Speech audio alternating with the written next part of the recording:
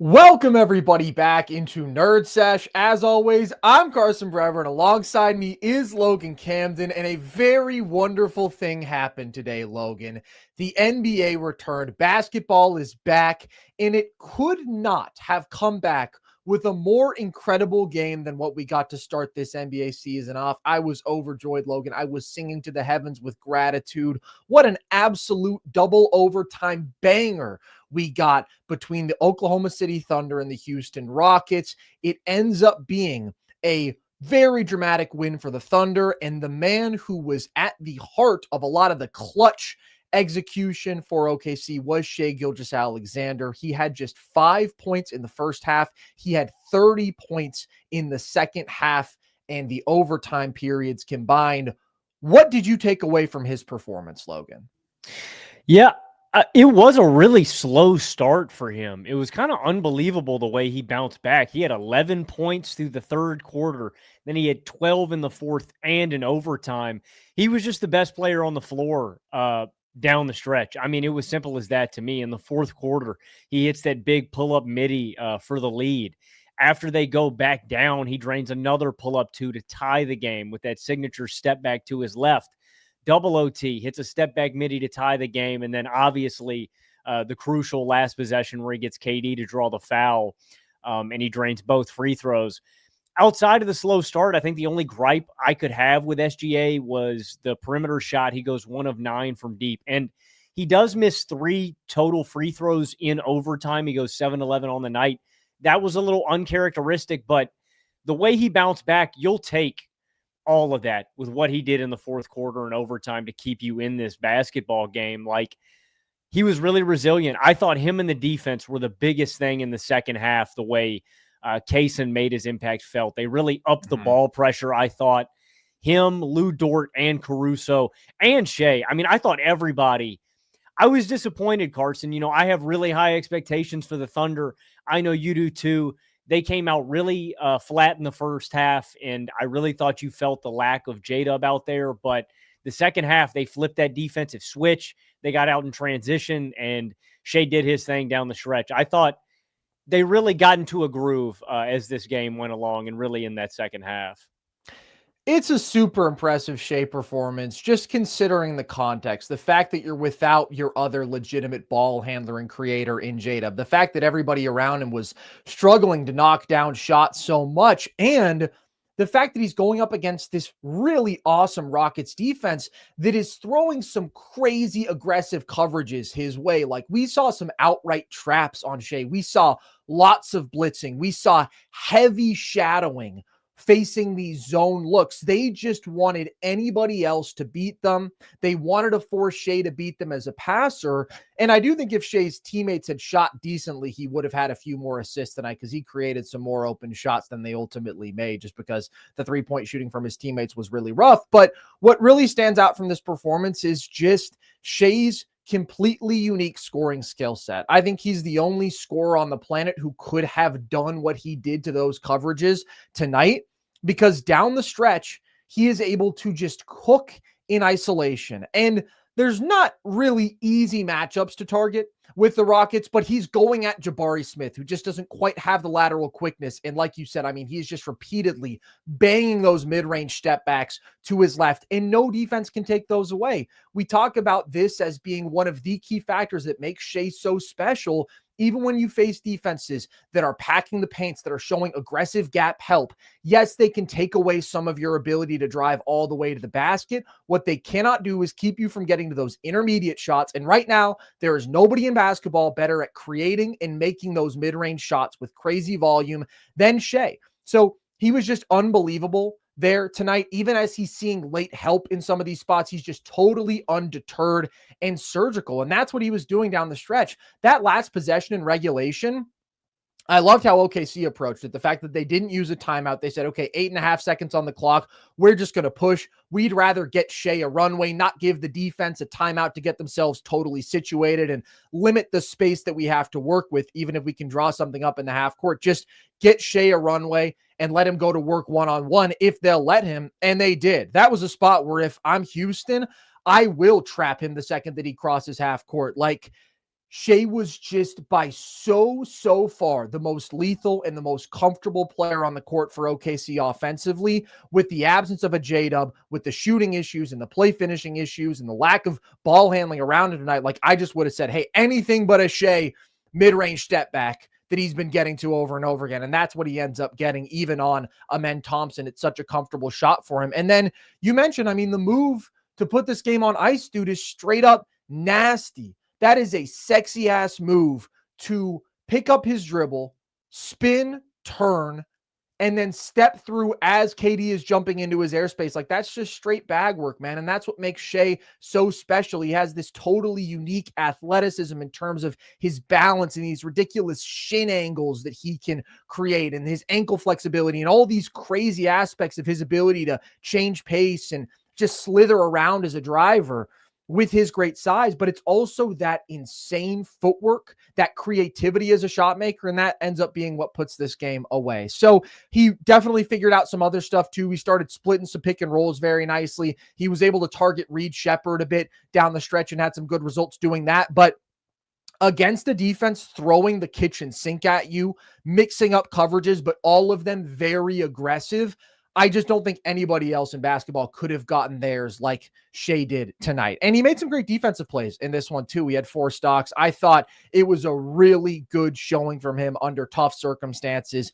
The one thing that he does have to get going is exactly what you mentioned. He's got to find that step back 3. He's got to find the 3 off the catch too. But when it does come to facing a defense like this, where you're seeing some of this super aggressive help and multiple defenders, like, it's nice to every once in a while just be able to have a bailout possession of like, yeah, let me work on an island and get to my step back 3. And that can be a 35% shot for me. That just hasn't been that for Shai dating back to the playoffs, which is kind of bizarre just because he was shooting 41% from deep after the All-Star game in the regular season last year. It was the best he'd ever shot it. He hasn't had that weapon in his tool bag as of late. When he puts that together, he just becomes the best scorer on the planet by an even greater margin. But it is worth noting that we haven't really seen him get that going for some time now. But overall, surgical scoring from him. And how about that Chet Holmgren, Logan? How encouraged are you by him coming out and having 28 big points in a game like this with J-Dub out that were crucial in this win? Cheddar cheese, man. Chet looked awesome tonight, bro, especially early in this game. Like, it reminded me of the debut we saw from Chet last year, but just more polished, man. He looks so damn confident. He hits a floater early on. He gets to this nice little shimmy fade, a catch and shoot 3. The Rockets tonight were drifting a lot into zone. Chet breaks it with a free throw line pull-up. That's one of the qualities I love most about this Thunder team, is that, one, they're really good. This isn't just limited to Chet. This is everybody on the team. One, they're smart enough to recognize when the opposing team is shifting into one of those zones. 2, they know where to go to break it. 3, basically everybody on this team has touch to where they can get to that look. They're super intelligent. But Chet hits a spin jumper that gets called back that doesn't even count, that was nasty. He's playing downhill really aggressively. I mean, Chet goes to the ground on a couple of these drives because he's trying to get to the hole so hard. Another nasty one, it's off the catch. It's a spot up look. He has this pump fake into a 1-dribble 3 on the right wing. After all that, you look up, Chet 7 of 7 with 19 points. He gave you 13 in 15 minutes. On top of that, he was really active on the glass tonight. Like, Chet's an MVP level talent, man, and he gives you a glimpse of that tonight. 28, 7 and 2, 11 of 17 from the field. Like, if he does that, because we're talking about these things that the Thunder need to improve on to really cement themselves as, you know, like the juggernauts of this league. We saw it last year, right? But it's continuing and building upon that that's really going to cement this team and in them in history. Chet taking this level up offensively is what's going to do that for them. And I really think you saw that tonight. And I'm hoping that we do the rest of this season. It's the single greatest swing factor for just how unstoppable OKC can become. We can talk about J-Dub continuing to refine some stuff, Shai even getting better to the point where like he's just the best player in the world. One of these other guys stepping up and developing as a legitimate ball handler. Like there's a number of ways in which OKC, the team that already won 68 games as the youngest champ in almost 50 years, can get better. But the biggest obvious area where it's like, oh yeah, they can just become one of the all-time great juggernauts is Chet Holmgren reaching his potential. I've always been a straight up Chet glazer and lover, and I have always thought that he has the potential to be a top 10 player. I already think he's the second best defender on the planet. It's just going to come down to how much of his offensive ability he can tap into. But I really like how you said that, where you look up and he's 7 of 7 with 19 points. That's how a great Chet offensive game feels. It's not him forcing the issue. It's just him being aggressive, definitely looking for the basketball, but being able to have these efficient possessions in so many different ways. And he really kept them in the game early, man. I mean, 18 points by early in the second quarter. But again, he's walking that line of being aggressive, but not forcing anything. It's smart cutting and some good touch shot making. It's using his speed in transition, where I always want to see him aggressive because he's freaky fast for being a true 7-footer, and he's freaky fluid and skilled as a ball handler in the full court. And just some of this high IQ stuff, like you said, flashing to the nail versus the zone. That's a shot that's consistently going to be there. He did have that one really nice turnaround over KD off a handoff from iHeart, and I would like to see more of him handling in some of those big-on-big actions. I think there's absolutely more potential to tap into there, but it's just such a controlled, all-around offensive performance, and he can knock down these shots off the catch. He can put the ball on the floor in spots. He can curl around screens and catch it around the nail and do some damage there. He can work in transition.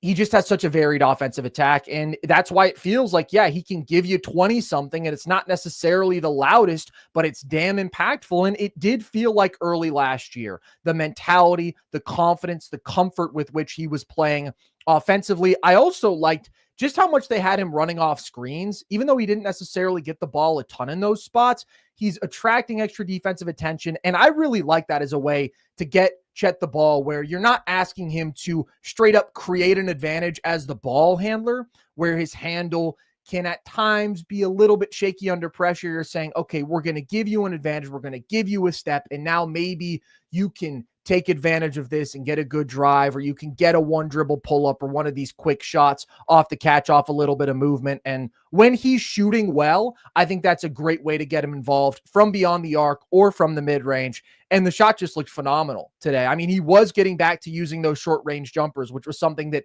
really stood out from him early last year.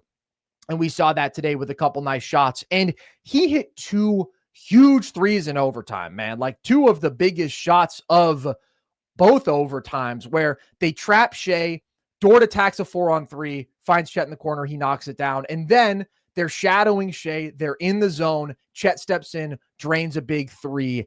That was clutch stuff from him. Even though he had a little bit of a lull offensively in this game, at the most pivotal moments they needed him to be great, he was. And I do believe we're going to see an offensive leap from him this year. I've been saying he was so great to start last year. Then he breaks his pelvis. It's just not that surprising that he doesn't really find his offensive rhythm again from that point forward. I believe Chet is a grinder, and I believe that Chet is freakishly talented. There are just very, very few 7-footers who can do all of the things that he can offensively. And so now that he's had months with his body in good condition to focus on these specific things, I think the skill set is just too good to deny. So I'm not saying that it's going to be a massive leap this year necessarily, but I do think he's going to be better. I do think he's going to be a more consistent, real positive offensive presence for this OKC team. And I think you got to give huge props to him today. That being said, we saw a number of great individual performances today. And I think we also have to look at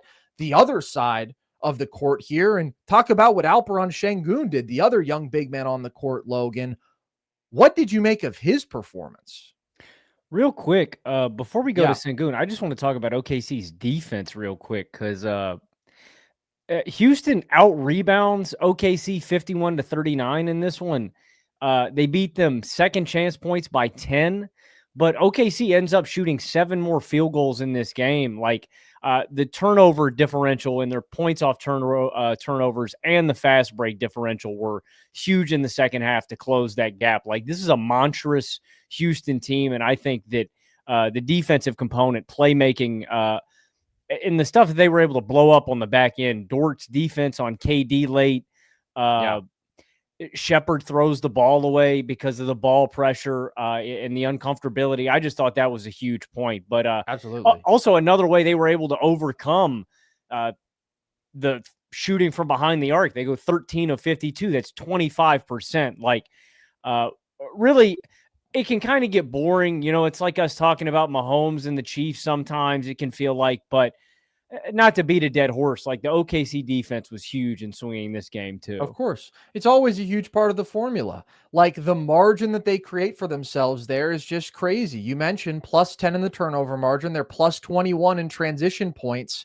When you have that aspect going at this ridiculous level that it pretty much always is for OKC, and you do get some nice role player performances that I want to talk about later, even though it was an ugly shooting night from deep. And then you have Shai doing his thing, picking up the slack for these very defensively slanted lineups in the half court. And then you have one other guy step up in a big way offensively. In this one, it was Chet.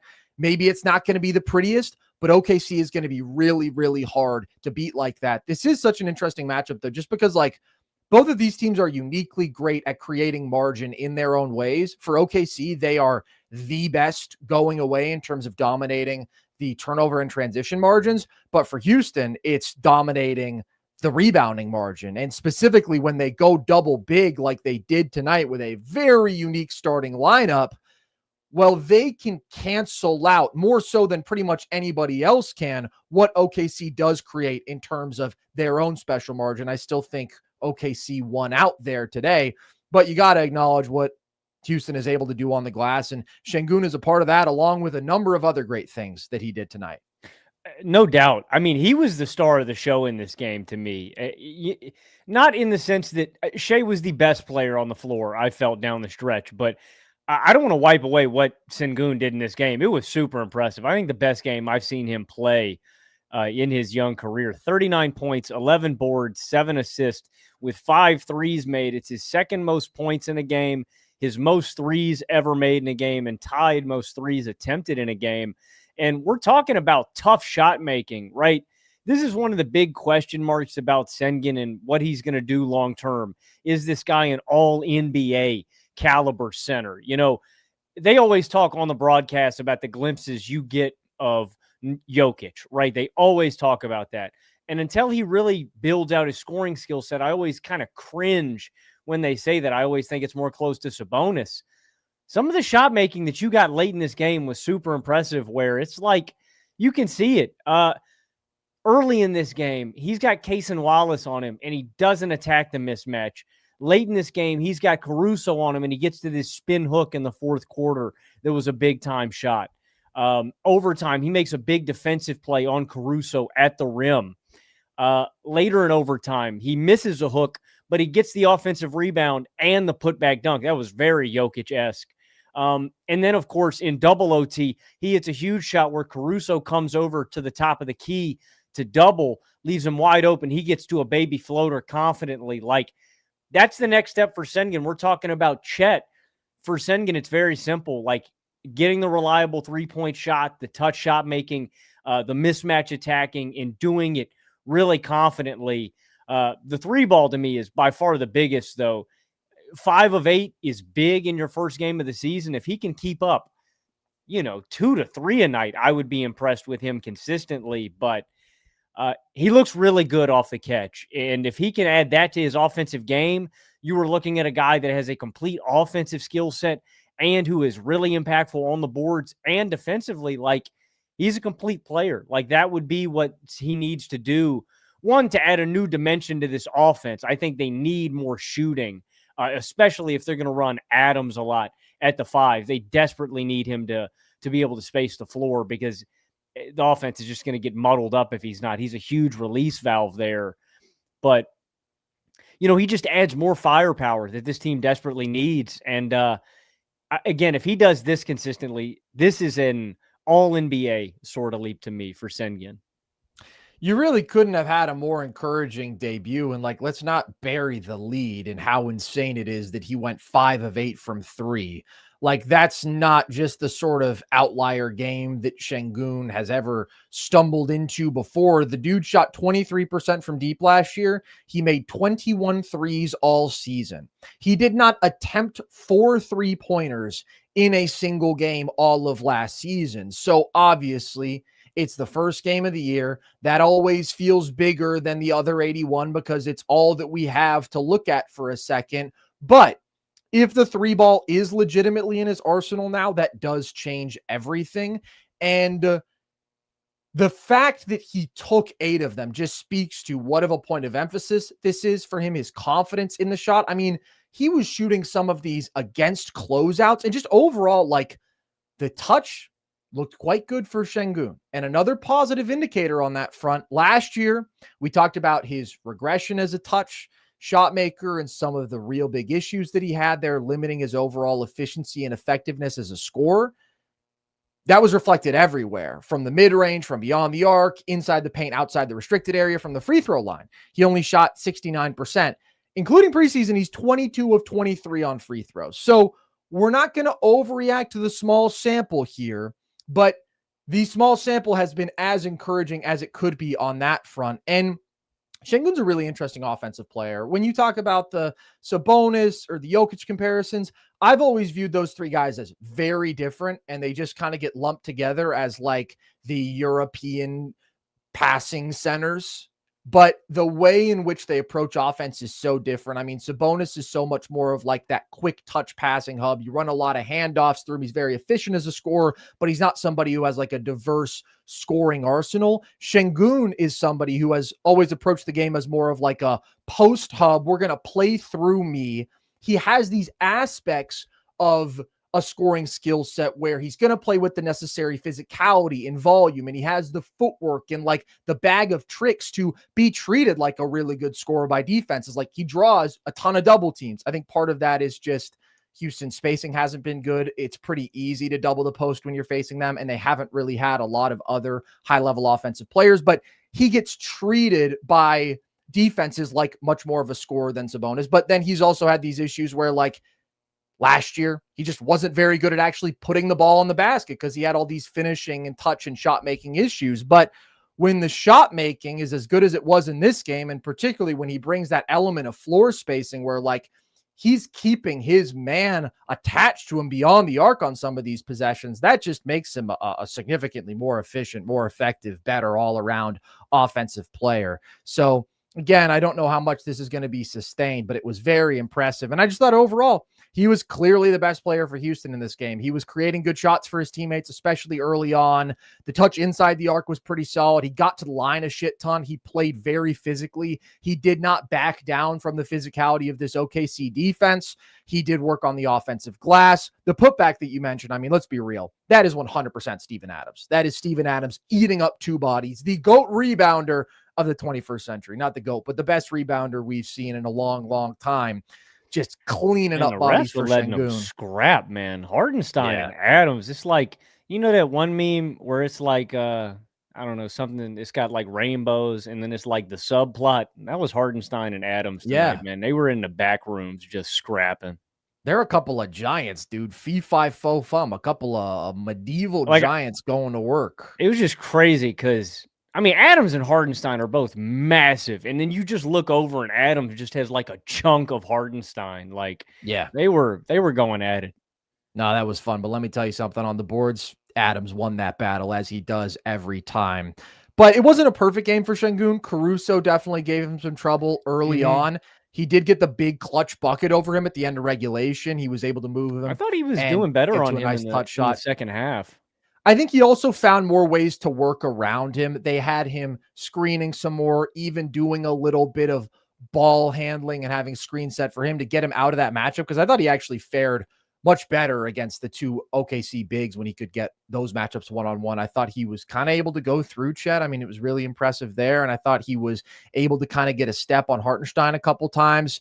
I do think putting Caruso on him is an effective coverage. I like that. I always like putting Caruso on bigs. He's a psycho, and it's just such a difficult look to deal with that level of physicality and fronting and ball denial. And then you try to counter with your big handling, but like, for the most part, when they did that, Sengun ran 4 pick and rolls as the ball handler in this game. He had a turnover on 3 of them. It is hard for any big to handle against this defense, especially when Caruso is on you and applying ball pressure. But overall, Sengun just had himself a day. It was super impressive. And the shot and the touch is the thing to monitor with him. That is going to be what determines what level of a basketball player he is ultimately. But he balled out today. That being said, Logan, his co-star Kevin Durant, not so much. Not even mentioning timeout gate, which ends up not mattering because they didn't give it to him, but he had a Chris Webber moment, or as I call it, a Joe Sassy moment. My buddy Joe Sassy in a JV basketball game called a timeout when they didn't have any, and it cost them the game. It was in like triple OT. It was brutal. KD had one of those. Didn't cost them, but still, Logan, underwhelming performance. What did you make of his Rockets debut?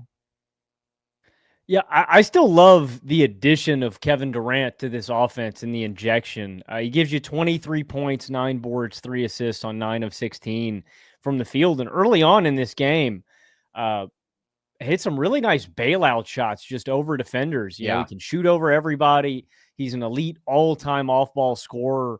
Had a nice backdoor cut into a midi. Hits a tough fade over Lou Dort early on in this game too. But late, he just has to be more assertive. And that's where you look. You're talking about the OKC defense giving Sengun trouble with ball handlers and big bodies. KD's a victim of that too. I mean, the handle is a really big issue. Now, I want to be clear about something.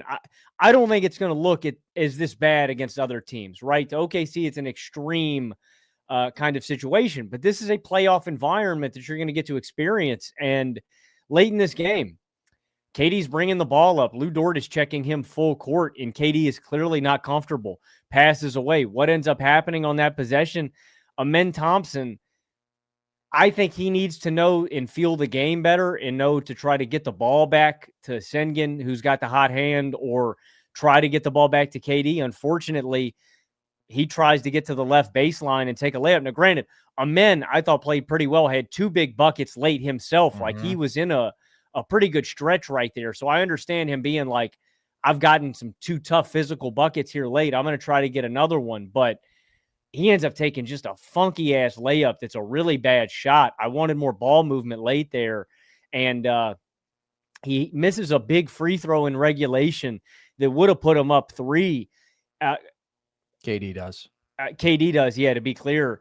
SGA drains the pull-up to end up tying the game. It just would have forced OKC to try and get a 3. I think you want that shot way more than a deuce just because they shot 25% on them all night. So KD could have been way better late. That is the thing that leaves much to be desired. Like, you do that trade to me 10 times out of 10, they gave up really nothing for KD. That's incredible value to what I think is still a top 10 to 15 player on the planet right now. KD is a beast.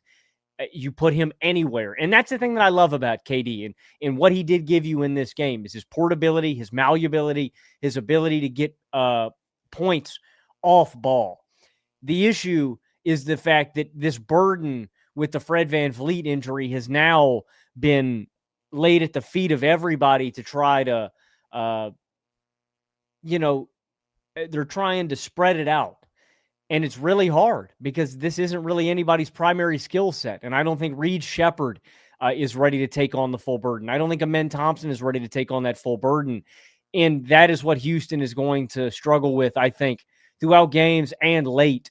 Somebody to set the table, that kind of floor general. I downplayed it when we were previewing that injury preseason. I was optimistic that it was going to look better than this, but I really do think that was a big issue late. And, it's not going away for Houston. And specifically, I was disappointed. I thought KD should have tried to take over more, should have tried to assert himself more. But in the same breath, I mean, he's taking on hellish defensive coverage. Yeah. That's the thing. Like, it is inexcusable, especially when the reason that they brought him in is to be the guy who can take over and who can cut through against an elite defense like this and still make some big time shots. Like you mentioned, I mean, there were a number of possessions early in this game for Houston where it's like, man, that OKC defense is just grinding them down and there's only a few seconds on the shot clock. And sometimes KD is just able to make something out of nothing because he can rise up and make shots that very few players in the history of this game have been able to at least make look as easy as he makes them look so reliably. But even though he had to be better, no question, I do give a lot of credit to Lou Dort specifically.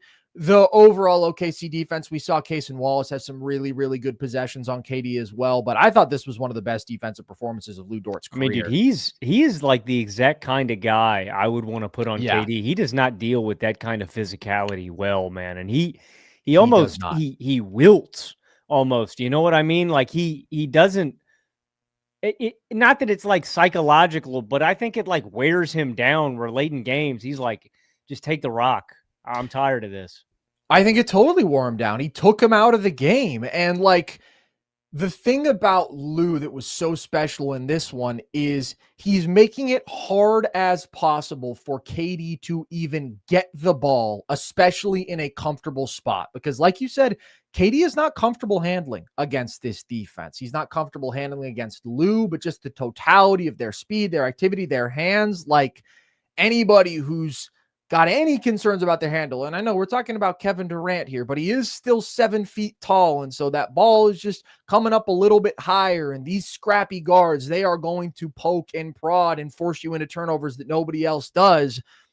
That's a spot where he can't just like comfortably get into his isolation game and his pull-up game like he normally would, because the handle is going to be really, really tested there. And so they're trying to get him involved off ball, but there's just this maniacal ball denial from Lou Dort. I thought OKC did such a great job of denying KD the ball on the final play of regulation when they tried to get it to him on the inbound clearly, and they just totally shut that down. But overall, just not letting him make any comfortable catches coming off of screens. Lou Dort is fighting over screens like crazy. He's consistently playing KD physically. He's making it hard for him to handle. Like, that is exactly what you have to do to expose the fact that at this point, KD is not the sort of athlete who can punish you for those things. Like, he is somebody who he's still so damn good. And I don't want people to overreact to this whatsoever, because I don't think anybody else in the world is taking KD out of his rhythm like OKC did tonight, because they are just so clearly the best defense in basketball and they find a way to make everybody uncomfortable. But it is specifically overwhelming for him, like you mentioned, when you're dealing with this level of crazy physicality and doggedness and athleticism. That's a problem for KD. So 5 points in fourth quarter and both overtimes, like after the first 3 quarters, he just really, really got shut down. And then there's a couple mental errors too, like the timeout doesn't get held accountable for, but he's the one who commits the foul on Shai that ends the game. Like, it was a rough KD game. And ultimately, the shortcoming that is revealed big picture here is what we've known. KD cannot step up and be the ball handler and the advantage creator and the offensive engine that this Houston offense would need to be legitimately great. I still think he's going to be really awesome in his role as a shot maker, as an off-ball scorer, as a guy who can still save some of these possessions. But is he the guy who's going to be able to break down an OKC defense off the dribble and just assert himself with volume, where it's like, I'm getting 30 no matter what, and I'm going to get 5-6 assists because I am just consistently putting my offense in advantageous positions? No, that's not what he's doing at this point. He's kind of like the best complementary offensive player ever. And that isn't even right, because he was like the most efficient isolationist in basketball. He just doesn't have that like takeover mode, offensive engine mode. And this game does show you that. But overall, it said a lot more about OKC.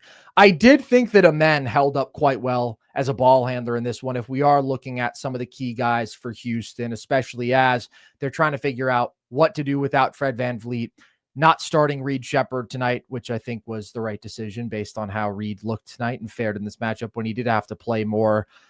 I thought that Amen was very impressive, and specifically, there's just a couple of possessions where The back-to-back buckets that you mentioned, those two really good drives, they did such a great job of spacing around him. Even though it was the double big look, it's like, okay, Sengun has made 5 threes. So now, for once, like, you're actually not helping off him in the corner because he's been the best shooter on the court tonight by some crazy, bizarro universe that we're living in. And they were able to bring Steven Adams' man way out beyond the arc. First off, on the first possession, they had him screening for KD off ball past the 3-point line. I do think that is a way to always take advantage of KD's gravity. Like, you can have a big screening for him out there and you can involve 2 defenders, pull them out, and that's just going to create cleaner driving lanes for other guys, which Amen was able to take advantage of. And then the next possession, they actually started trying for a similar action, wasn't going anywhere. Adams comes over and just sets a super high screen for Amen, gets him a big runway downhill. And again, because everything is so well spaced, it's a clean paint. Nobody's able to help. If you can't help on an Amen Thompson drive, you're just not going to stop him. I mean, he's too fucking athletic, man. He's just too athletic. It's ridiculous, the stuff that he can do out there. So I thought with the ball in his hands as a driver, he was really impressive. He was able to just burn Kaysen a couple times when they tried to bring more ball pressure. Like, the first step is just too quick. The coordination, the spins, the explosiveness of every movement at his size, it's just ridiculous. And I thought his paint footwork, his paint touch was good in this game. And he was pretty much a walking paint touch with the ball in his hands. Like, he was able to live downhill, and he made a lot of nice kick out passes too. He's another guy who would have had more assists if his teammates had just shot better, made some pretty quality looks from deep. So for Point Amen, I think this is an encouraging game because, like, we talk about having some concerns about, okay, how much ball handling responsibility can he take on with his limitations as a shot maker. I do think that you saw that, like the possession that you mentioned that went haywire. That's a spot where if the spacing isn't as good and if he is facing a packed paint, he just doesn't have that intermediate shot making to, like, still get a good shot up for himself. That is a concern. But also, like, Amen is a very good ball handler for 6'7". If anybody is going to stress that, though, it's going to be Oklahoma City. And I just didn't think that there were, like, really bad moments there where he looked uncomfortable as a ball handler. So the only criticism for Amen in this game is you can't ever take 7 threes in a game. I know that he's working on it. I know that he shot it, like, pretty well in preseason on the smallest sample ever. But you just can't do it. You're letting a defense off the hook. And even though obviously it's not ideal for them to be able to help off of you off ball, like, when you go 0 for 7, you're just wasting possessions at that point. He did make a foot on the line pull up 2 officially. I think that was when they went under a screen, though, if I'm not mistaken. He was handling the ball on that spot, but 7 is just too many no matter what. If you want to take 3 and see if you have it going tonight, that's fine, but you just can't take that many of a shot that you're bad at. But overall, I was impressed with Amen. I was too. I really hope he's healthy. He leaves the game in overtime limping a little bit. I thought that was just cramps. I mean, the way that they were stretching him out, but it did last. It wouldn't normally last 10 plus minutes like it did. Yeah, I don't know. I had something to monitor just because I think he's so imperative to Houston's offense this season with the Van Vliet injury. But there are some really encouraging moments. We've been talking about the big fourth quarter buckets. There's another late one. He splits a pick and roll, just gets through the lane, drives right through Chet's chest. He hits a nice, you're talking about the paint touch, beautiful mid-range floater off of 2 feet. That's some pretty advanced stuff. Had a beautiful backdoor cut from Sengun. I was really impressed with that. But yeah, I agree on the 3-pointer point. And this might sound stupid, man. I really think some of it has to do with Amen's, like, hand placement on the ball.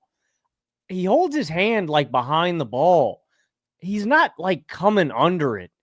And I really think that's just a big part of it. Like, he's got good touch. I just think it's like he brings the ball up and it's like just a straight flick. It's almost like a brick. It's not like he's actually, like, shooting it and letting it roll off his hand.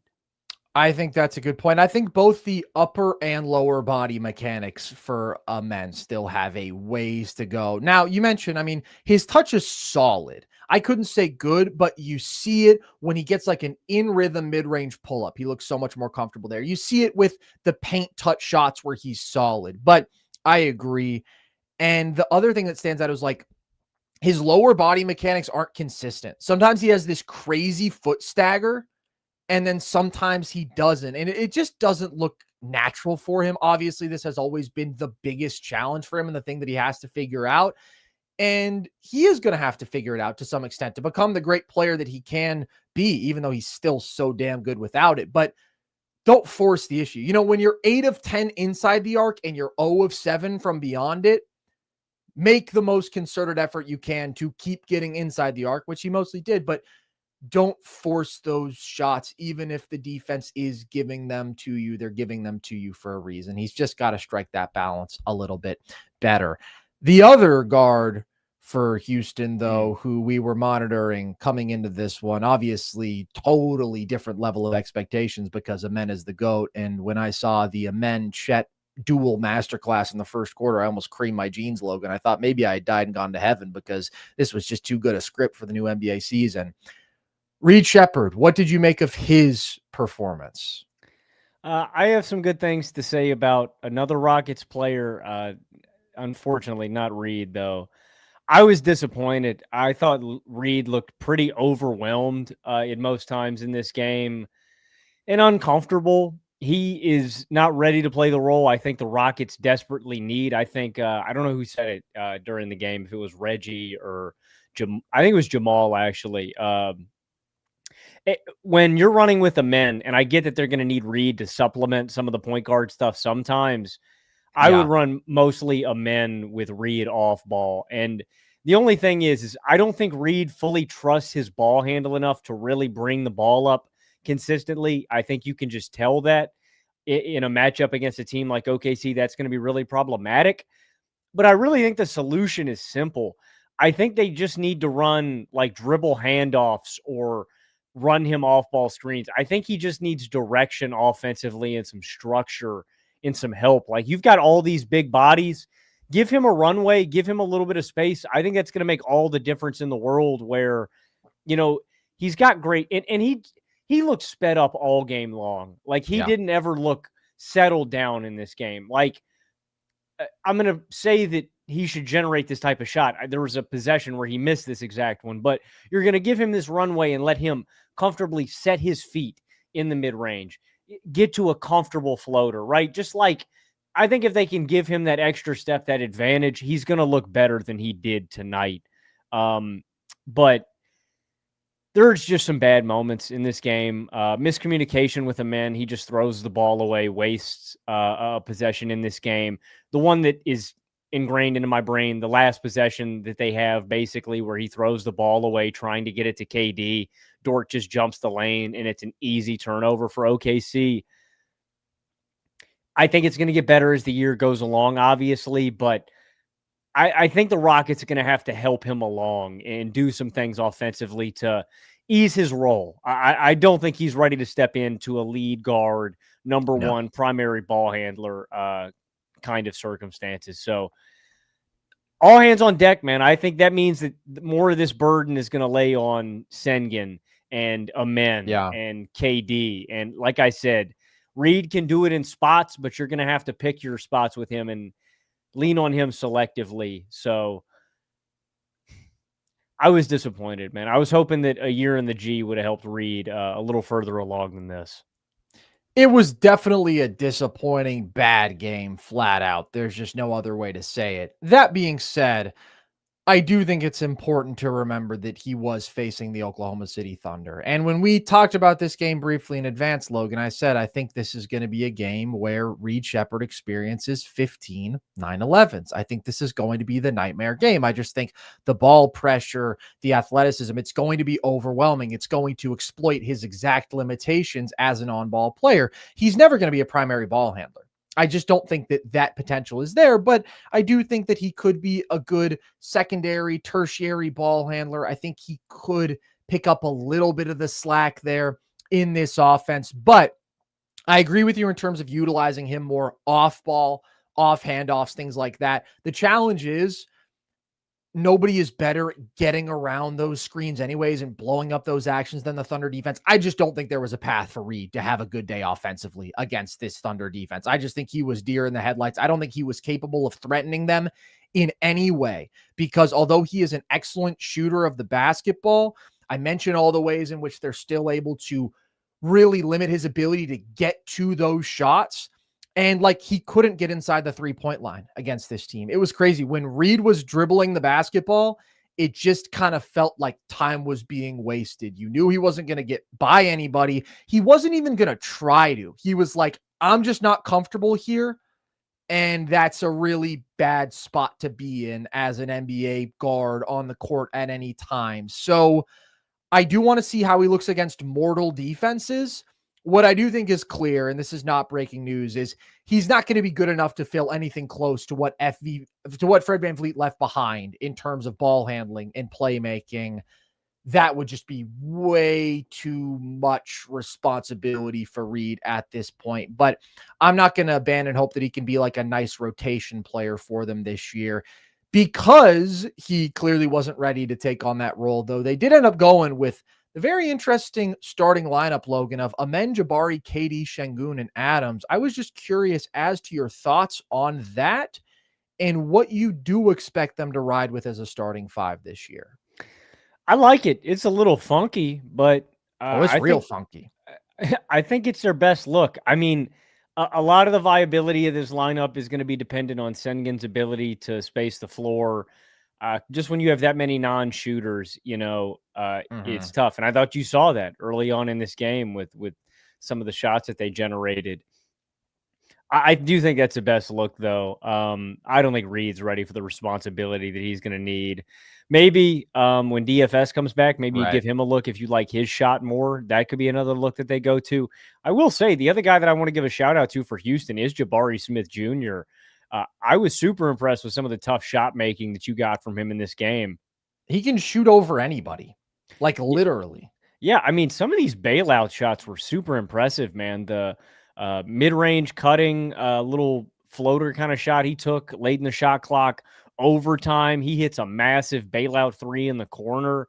Like, again, we've always tempered our expectations for him as like an offensive, lead kind of guy. But in that role, catch and shoot, late shot clock, moving off ball, and then what he brings you defensively and on the glass, I really like him as a player. But it's really encouraging that these are tough shots that he's knocking down, and he's doing it really confidently. So it's clunky, but I think it leans into the superpower that the Rockets do have, and that's that they are a big-ass, physical, athletic team, and they're going to, like you said, man, each of these teams get their margin in certain ways, and the superpower, the specialty for Houston is what they do on the glass. So I would ride it out with this. Well, obviously the double big looks were super fun for them last year. I mean, they were absolutely killer for the limited minutes that we saw them in the regular season, and they were really a problem for the Warriors to deal with as well. When DFS is healthy, I imagine they would probably go with him over the double big lineup, although I'm not sure about that because Steven Adams is like so uniquely great on the glass. As I said, the best offensive rebounder, and I would say overall rebounder of this century, that like last year with the double big looks, even though they have this shitty spacing, they're generating like a 127 offensive rating because they're just getting second chances like close to 50% of the time. It's just this ridiculous stuff on the offensive glass, which is so valuable. I do think, though, at times they just need more shooting and they just need better spacing out there. And like big picture, they went 11 of 39 from deep today, and that's with Sengun shooting 5 of 8. And this isn't like an OKC situation where, yeah, they shot poorly today too, but, they've got a lot of good shooters on the team. Like, we're talking about a starting lineup that features Amen, and maybe Sengun really is improved as a three-point shooter, but last year he was a total non-shooter from beyond the arc, and Steven Adams, who is obviously a complete non-shooter. Like, it is very clunky. It can be very effective. Either way, it's going to be an interesting ass group that they go with because they just like can't quite put together a totally complete lineup. I think that's what they would have been able to do with Fred VanVleet. Now, they still would have lacked like that real upper echelon primary ball handling guard, but Fred VanVleet would have been a much better version of that primary ball handler than obviously like a Reed Shepherd, because with how he looked tonight, he just shouldn't be started. And no matter what, like that lack of super reliable ball handling is going to be something of an issue for them. Ultimately, there's just better players than Reed, though. And even though it's not conventional, like going with a Steven Adams, you have a superpower with your OP offensive rebounder. Going with DFS, you just have another awesome 3-and-D wing, and you've got crazy defensive switchability and length, and you do have better spacing in that group. Like, no matter what they do, the Rockets are going to win in a way that is totally different from anybody else. But I do like the fact that like they can throw multiple different punches. I mean, they have some really good depth pieces and supporting players on this team who are very unique. The offense looked weird tonight. It didn't look like the offense we saw in the preseason that we praised so much, where they were running so much through Sengun, like a lot of it out on the perimeter, a lot of handoffs running through him. I think when there's another big on the court, it just takes them out of their element a bit there, and they have less shooting. They have less perimeter skill. Like, we didn't see the quick ball movement, the 0.5 passes that we're seeing in preseason. I think if they go with DFS in the starting lineup going forward, we'll see more of that, and we'll see Sengun hopefully have the best passing season of his career, because that's what the indicators were in preseason. Regardless, the Rockets are going to be really good. They are quite flawed, but they are going to be a real handful for anyone to deal with their athleticism, their physicality, their defense, their rebounding, just the number of quality players they have. And they're going to be a hell of a lot of fun to watch this year. I do want to give a couple more shout outs for OKC real quick. I know we're talking a lot about this regular season basketball game, but it was incredible, Logan. It was one of the best games that we're going to see this year. Cason Wallace with just a signature game swinging performance of his, where he's just wreaking havoc defensively. He's got 4 steals. He knocks down some big shots. He's active on the glass. Absolute stud role player. Caruso, I thought, was great defensively. Aaron Wiggins had some big shot making, but AJ Mitchell is the guy who I want to shout out in particular. We didn't see him at all in the first quarter, except for like one possession. Then they brought him in for some of the non-Shai minutes. He had a big second quarter. He ends up giving you 16 points in 15 minutes. Just a nice all-around player. He's got the shot making. He's got good feel. He's just a more complete guard to step in and be that third ball handler for this team once J-Dub is back and healthy. Then like a Nikola Topic, who of course had his balls operated on, is still dealing with that. But AJ Mitchell has just been balling out. He was dominant in Summer League, looked really good in his preseason game. Thought that he played really well again today. So I think the indicators for him being a nice role player for them this year are there. And obviously, they really need J-Dub offensively. They were so reliant on Shai tonight as he's seeing these crazy coverages to still be a volume scorer, and they really needed Chet to step up. They had some struggles versus the zone, 23 points, I think, on 26 possessions versus the zone, which isn't terrible, but it's not pretty half-court offense. And there were some moments where you just got to be able to knock down more of those shots off the catch. Obviously, the limitations of some of these guys attacking off the bounce when there is an opportunity to do so against the zone, you did see. Like, it was very much Shai ball and then defense, turnovers, transition, which is always OKC's formula, but there's more balance there and there's more creation alongside him when you have J-Dub out there. There's more play finishing, there's more playmaking, there's more of anything, because J-Dub is a stud. Really fun game, though, man. I'd love to see it in the playoffs. It's such a funky, fun, stylistic clash. And it's crazy how far these teams have come, man. 2021 and 2022, both years, these were the 2 worst teams in the West. And now they were already the top 2 seeds in the conference last year, but Houston just feels like a much more legitimate threat this year. And so the present and the future is very bright for both squads. Enough about that game, as awesome as it was. Let's talk about the nightcap, Logan. The Warriors get a season opening win over the Lakers. And I think the leading story here has to be the performance of Jonathan Kuminga. It is the first game in his career in which he had 8 or more rebounds, 5 or more assists, and at least 4 3-pointers made. What did you make of that? I almost couldn't believe my eyes. I have been so low on Jonathan Kuminga, You and me and both. everything everything about this game. I guess the only critique would be I wish he could guard Luka Doncic better, but I could make that critique about every basketball player on the planet. So, Well, it was pretty Olay defense on a few of those possessions. Luka was getting right by him. yeah, but we did also see him fight through a screen and draw an offensive foul, and you don't normally see that from Jonathan Kuminga. it's a contract year for him, yeah? Well, yeah, it is. Well, I mean, I Last was just year going to also say a contract year. he certainly got the incentive. He had 13 points in the third quarter, was splashing some big-time threes.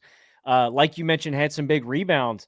The most impressive thing to me, though, was him not forcing the issue offensively. He had some really good playmaking moments and passing moments in transition in the half court. He found Curry on one, found B-Pods on one. Like, I don't want to beat a dead horse because we just said this about Kuminga, but he's got talent. His job is about fitting in and doing the little things, and he did this. This is what, his 5th year as a Warrior. Mm-hmm. I mean, better late than never, man. Like, I don't know if this means that. I guess the big question is it still worth it? Do the Warriors play this and deal him at the peak of his value when he's playing good ball?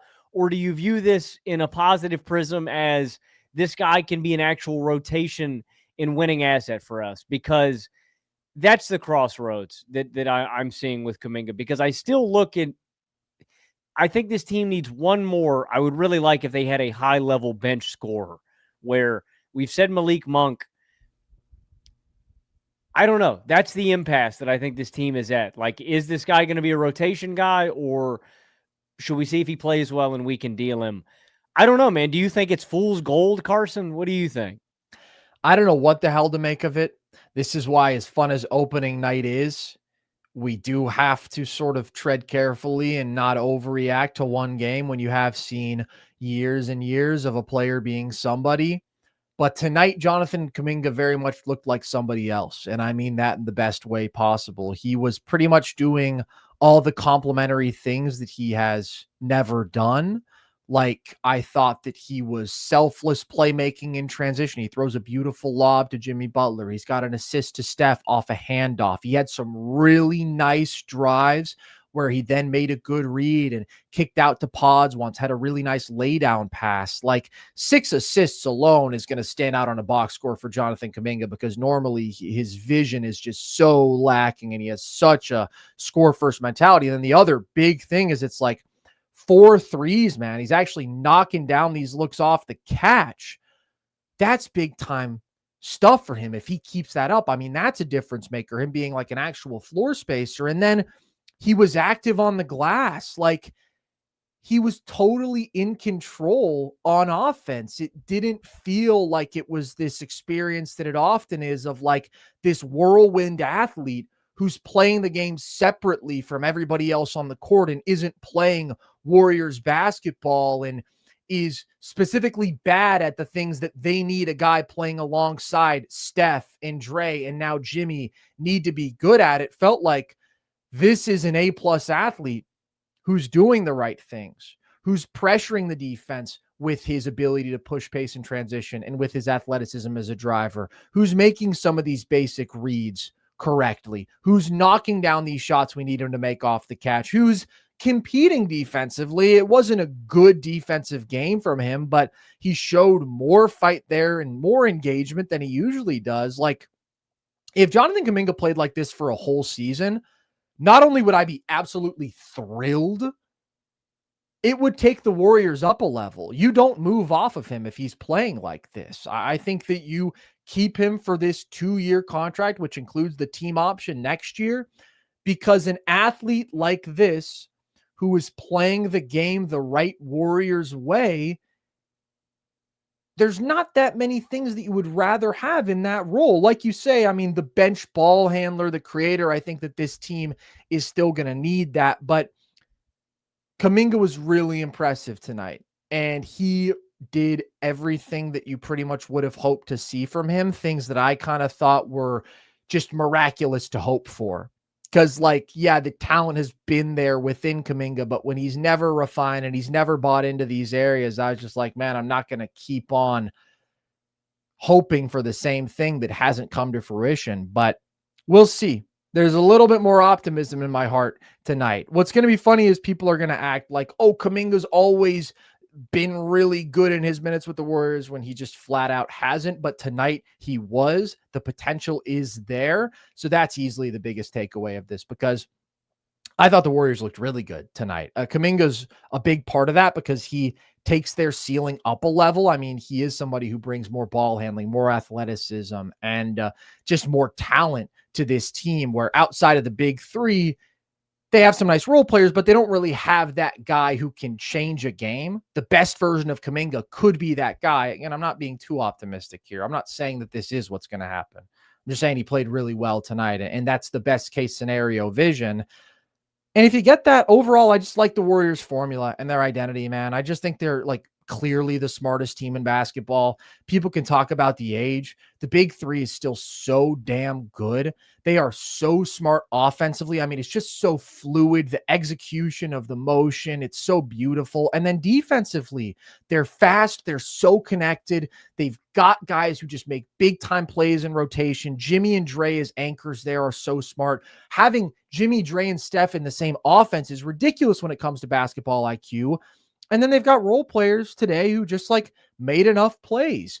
Buddy Hield is very inconsistent. Every once in a while, he's going to catch fire though. Pods just like does the nice little connective stuff. And when he's making his shots, he's a nice player. GP2 has some nice cuts in this one. I'm optimistic about what Horford is going to bring to this team. We haven't seen DeAnthony Melton yet, but I'm optimistic about what he can do for this team. They're a very nicely built team. They don't quite have the punch yet to be like a real contender, unless maybe Kuminga is just a straight up stud this year, because that's where I do still look at the lack of a consistent creator outside of Steph and Jimmy. And even Jimmy last year, we didn't see ramp up the scoring volume to the necessary level for them to be a contender. But Jimmy was balling tonight. He may be the greatest foul drawer in the history of the game, Logan. It's unbelievable. This guy will put up 10 shots and get 12, 14 free throws like every other night. It's insane. He had more free throws than field goal attempts tonight, but he was also doing some nice work, bullying mismatches, going at Gabe Vincent. I don't think you can expect him to score in the 20s every night, but when he does give you 30, that's like the best case scenario there. I thought that Dre was hooping on both sides of the ball. It was just a really nice debut from a Dubs team that I am cautiously optimistic about. And even though they're not the most talented, I just don't think you can deny the foundation the big three with the right kind of role players around them gives you, because this team was so damn good down the stretch last year. They went 22-5 with Steph, Jimmy, and Dre all in the lineup together. And I think the roster this year is a little bit better. And if the young guys are better, that's a better basketball team than the team that already won a playoff series last year. I think it is too. I think it's a better team than the 22 Warriors that won the chip. Whoa! Yeah. Whoa! I don't think it's a crazy take. I think it is. I think that's a crazy take. That team was an elite defense. They had Jordan Poole playing the best basketball of his life. Andrew Wiggins playing like one of the best wing defenders, two-way wings on the planet. They had a version of Steph Curry that was better than the one that we're seeing right now. For sure. I mean, they were 25-7 with Jimmy. Steph last year with Jimmy when he was on the floor was 27-4-6 on 65% true shooting. I just think this team is more balanced. Like I said, I wish they would make a deal for another bench scorer, but that's the difference to me. It's two things. It's the fact that they had Andrew Wiggins playing at that level. And obviously now they have Jimmy, who's a better, much better all around forward. But that team also had Clay. It's just the offensive punch they had in the backcourt alongside Steph. Because Jordan Poole was a fucking playmaker in that run, man. And there is nobody who can do that on this team. I think this is a really good two-way team. This is what I said all off-season long, that if they could we both said if they could make one move, and that was to get Al Horford, that this team was going to be pretty legitimate. I thought you got great ball movement offensively and just really crisp, smart rotations defensively. Jimmy, anytime he can get to the line this much, is really he's got such a unique brand of basketball, man. The way he just slows and grinds the game down and works so methodically.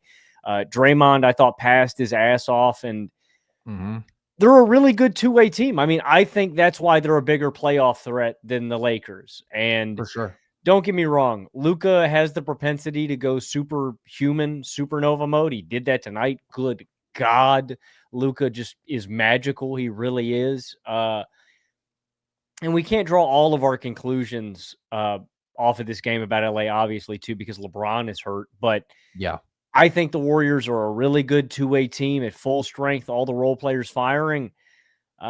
They throw one hell of a punch, man. I just think they can go toe-to-toe with anybody. Are they going to win, against some of the elites? I don't know. That's to be determined. But I think the Warriors can hang, that they're on the cusp of some of these conversations. Yeah, they don't have the talent to beat OKC or Denver. Outside of that, Houston above them too, but yeah, I would have Houston above them. But if we're talking about who are they within striking distance of, if you get a nuclear Steph series and a really good Jimmy series and role players make shots, they can win that series. Somebody I was talking to the other day was trying to downplay Al just because he's old, but Horford makes a meaningful difference to me, even though he doesn't have the best game tonight. No, he totally does, dude. Having a legitimate playable big. We talked about this. They were relying on Quentin Post last year. Now you got a dude who brings all that shooting, but also brings really good defensive versatility and switchability still at 40. I don't care. He's still doing it. Watch him play. He's still really good. The passing feel is just like such a great fit for the Warriors. I'm really optimistic about his addition. And the other role player who I have to shout out today is Will Richard, dude. I was not expecting him to give real quality minutes tonight. I mean, I thought just good feel, good activity defensively. He's got really good length and just kind of in the right place to make a couple plays, knocks down a shot off the catch. I think he's going to be a good shooter for them, but I liked it. He felt like a Warriors role player, and I think he's going to be a guy who makes a career for himself in this league. Not saying that he's going to be an impact player this year, but 56th pick immediately coming in and giving you 10 good rotation minutes. That's pretty good. You'll take that every day of the week. So compared to the Lakers, I agree. I just like the Warriors more, which I already did preseason. And it does come down to the balance of the roster when we talk about them having an elite offensive engine, an elite defensive anchor, a Jimmy who complements both of those number one guys so well on both sides of the ball, and just role players who make sense, who understand how the Warriors want to play and who fill some of those gaps pretty well. Again, they're not perfect. They're not one of the teams with like the firepower to be a top tier contender, but they're really good. And you know that you're going to get a good result from them on both sides of the ball overall. I look at the Lakers and I'm like, I just don't think the roster is very good.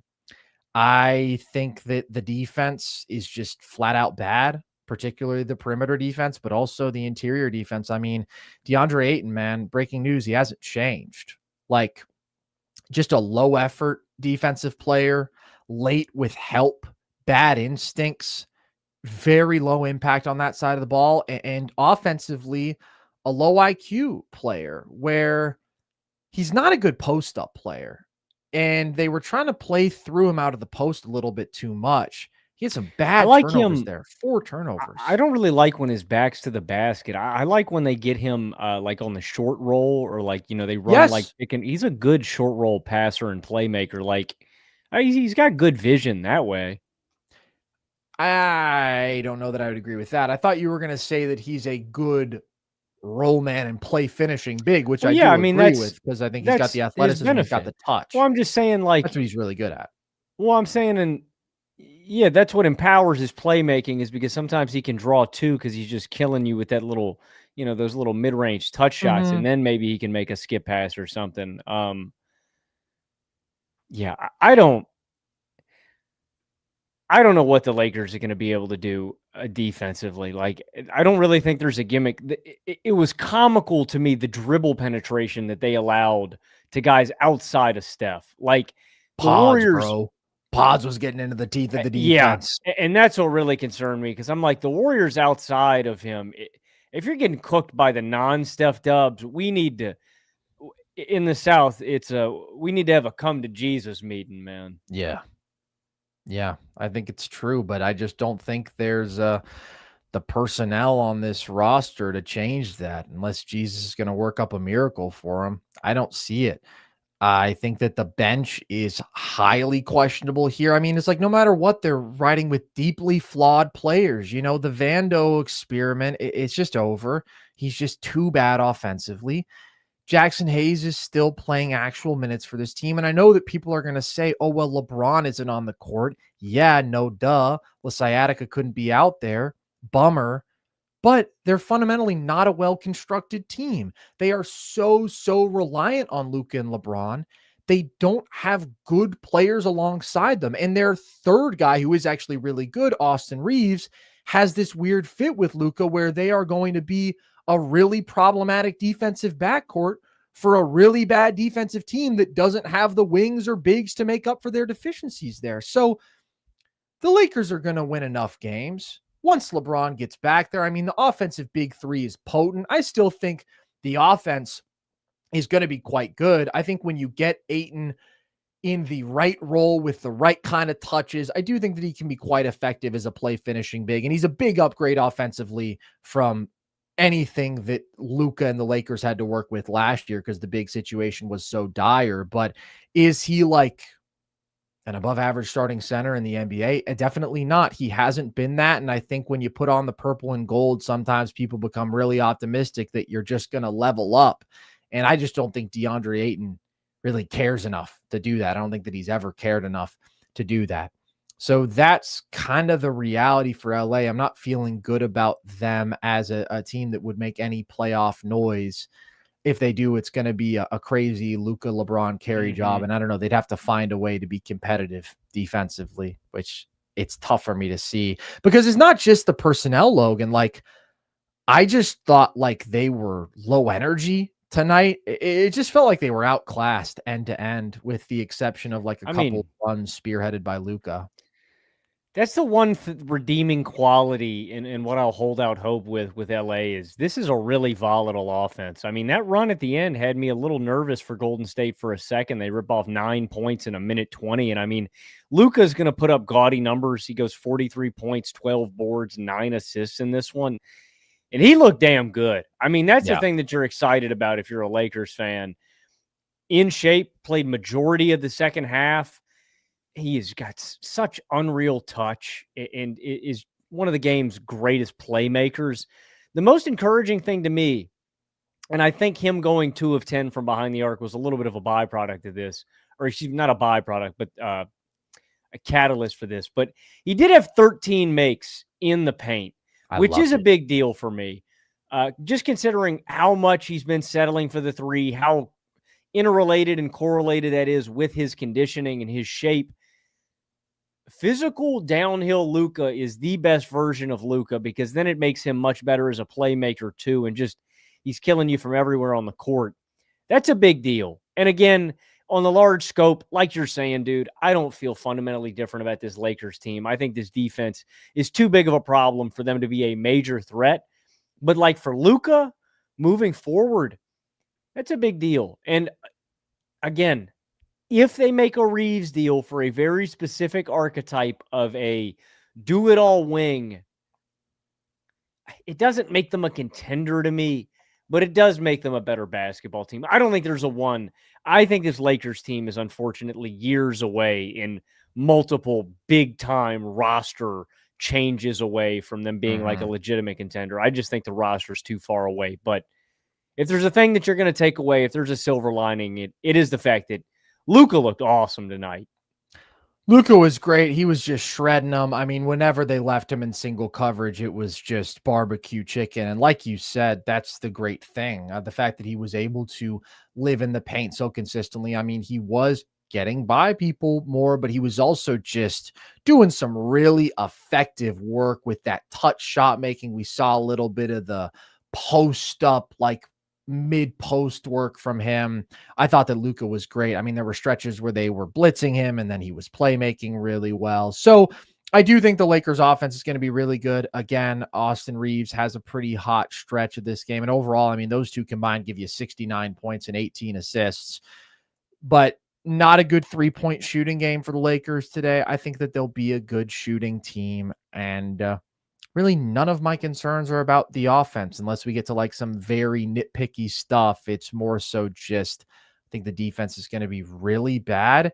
And I just don't think there's that many good players on this roster, and certainly not players who kind of fill the gaps as needed. And that's where I feel differently about the Warriors, where I'm like, yeah, their 3 stars complement each other better than the Lakers stars do. And the role players around them complement the big 3 better. And so they just make more sense as a basketball team. So there you have it, folks. An hour 15 on 2 basketball games. That's just how we're feeling, man. I could talk about these games all night long because I was just so happy to be able to watch them. I'm so happy to have basketball back. We do have a few super chats that we will get to. Maui says, can't wait to watch you guys for the NBA talks. Hey, thanks. How often a week approximately will you guys go live post games? Thoughts on best odds value to bet for NBA champ? I don't know that we're going to regularly go live post game.